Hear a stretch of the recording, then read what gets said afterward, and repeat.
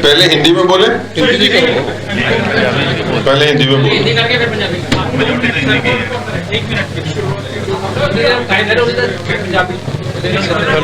मेरे सारे इकट्ठे नहीं।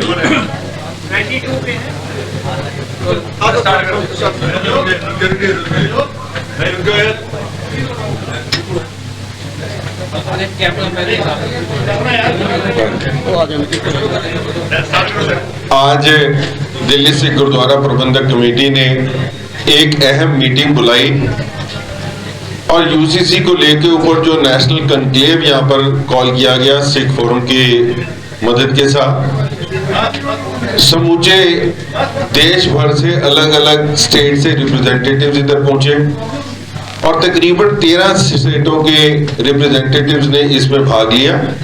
और इसके साथ साथ हमारे फॉर्मर जजेस, फॉर्मर आईएएस अफसर्स, फॉर्मर बैंकों के चेयरमैन और अलग अलग संस्थाओं को रिप्रेजेंट करने वाले यहाँ पर लोग पहुंचे हैं, जो इंटेलेक्चुअल जिन्होंने अपने सुझाव दिए। और इतना इम्पोर्टेंट इशू के ऊपर जब ये सुझाव सामने आए हैं, उससे बहुत कुछ क्लैरिटी सामने आई है कि यूसीसी के ऊपर जो इतनी बड़ी चर्चा चल रही है, उसका अभी तक जो असल मायने में जो ड्राफ्ट है वो अभी तक सरकार की तरफ से नहीं दिया गया। यूसीसी को लागू करना हर स्टेट के लिए अपना एक कानून है, एक लाजमी है कि उसने अपने स्टेट के अंदर यूसीसी को लागू करना। ये पुराने एक्ट के अंदर है और ये एक कानून के तहत के अंदर है। मगर इसका ड्राफ्ट क्या बनेगा, इसके अंदर किसी कम्युनिटीज को, किसी मिनॉरिटीज को क्या क्या उसकी सुविधाएं हैं या क्या क्या सुविधाएं उनसे ले ली जाएंगी, इसके बारे में सारी चर्चा हुई है कि कोई ऐसा काम अभी तक ड्राफ्ट नहीं बना जिससे कोई क्लैरिटी हो रही हो और यूसीसी के हमने उसको अपोज करना है या उसको प्रपोज करना है, इसके बारे में अभी तो कोई क्लैरिटी नहीं हुई। सो यूनानिमसली आज सबसे बड़ा फैसला ये लिया गया कि एक 11 मेंबरी कमेटी बनाई जाएगी और वो 11 मेंबर्स जो कमेटी के होंगे वो एक खाका तैयार करेंगे जिससे जाके गवर्नमेंट को अपनी बात रखी जा सके और सिखों के हर इसको हमारे जो कम्युनल सिस्टम्स हैं उसको कोई छेड़छाड़ ना होए, जो हमारी रोजमर्रा की मर्यादा है उसके साथ कोई छेड़छाड़ ना होए, इस चीज के ऊपर ध्यान दिया जाएगा।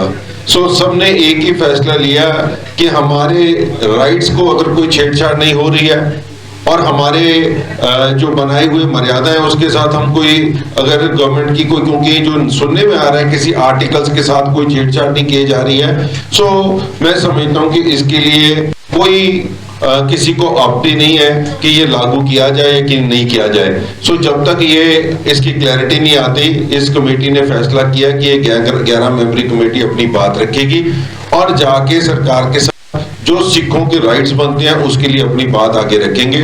और सबसे बड़ा फैसला आज यहाँ पर ये लिया गया कि जो आज कन्क्लेव की शुरुआत हुई है, जो देश भर के सिखों के मुद्दे हैं उसको बनाने, उसको आगे ले जाने के लिए एक पूरा कन्क्लेव की जो टीम आज तैयार की गई है, ये सारे के सारे हर वक्त उन इश्यूज को लेके चलेंगे। क्योंकि कई बार ऐसा देखा गया है कि हर स्टेट की अपनी मजबूरियां और कोई भी बंदा हमारे पॉलिटिकल फायदे लेने के लिए जो कम्युनिटी के जो राइट्स हैं, जो सिख पंथ के राइट्स हैं, उसके साथ कोई खेल खिलवाड़ ना कर सके। इसलिए ये आज ये यहाँ पर बैठ के जिस कॉन्क्लेव में फैसला लिया गया कि आज के बाद कोई भी बड़ा फैसला जो कौम के हित के लिए होगा, कौम के लिए लेना होगा, वो सारों को यूनानिमसली लेके सबको किया जाएगा।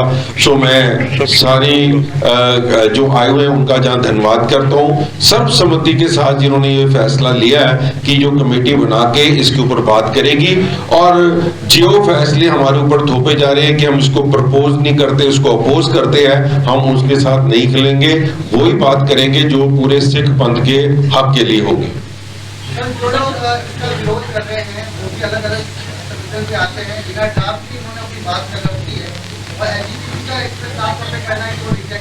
देखो आज यही बात यहाँ पर बात हुई है कि जब तक हम हर स्टेट के लोगों से मिलेंगे नहीं, उनसे बात नहीं करेंगे और उनके फैसले हम वहां से बैठ के कोई थोप नहीं सकते उनके ऊपर। तो आज की मीटिंग बुलाने का मकसद ही यही था कि कोई उड़ीसा से आ रहा है, कोई कलकत्ता से आ रहा है, कोई कर्नाटक से आ रहा है, कोई तेलंगाना से आ रहे हैं, कोई लखनऊ से आए हैं, सो सारी स्टेटों को लेके, कोई हरियाणा से आए हुए हैं कमेटी।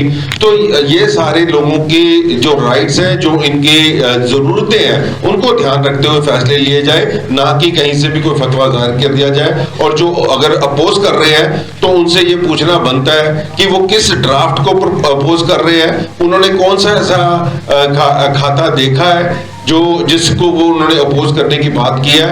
हमारे पास अभी तो कोई ऐसा ड्राफ्ट सामने नहीं आया जो सारों की जिन्होंने अभी सबके सामने फैसला लिया है, कोई ड्राफ्ट ऐसा नहीं आया जिसको हमने अपोज करना है।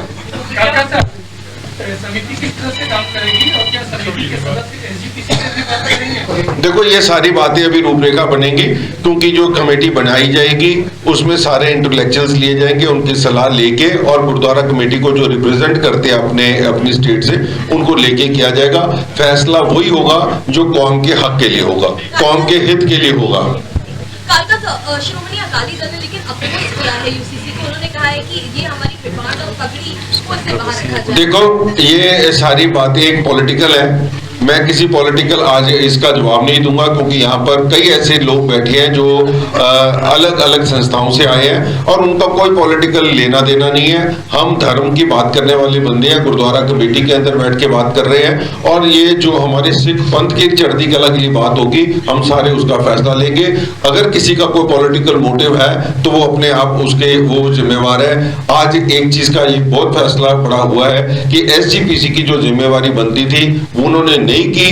दिल्ली सिख गुरुद्वारा प्रबंधक कमेटी ने सारे देश को आज इकट्ठा किया और हमें खुशी है कि सारे देश की रिप्रेजेंटेशन ने हमारा साथ दिया।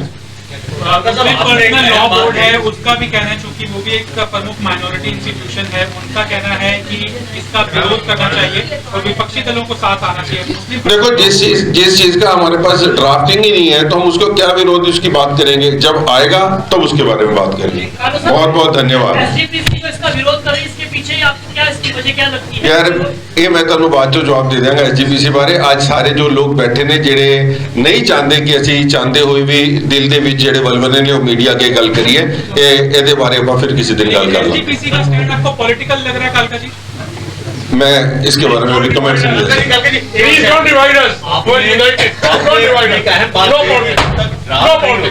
हाँ जी, ड्राफ्ट में क्या क्या पॉइंट्स हैं, जब तक वो क्लियर नहीं होते तो कोई विरोध बनता नहीं है कि हम तो कह रहे हैं, वही तो हम बात कर रहे हैं। बिल्कुल ठीक है जी।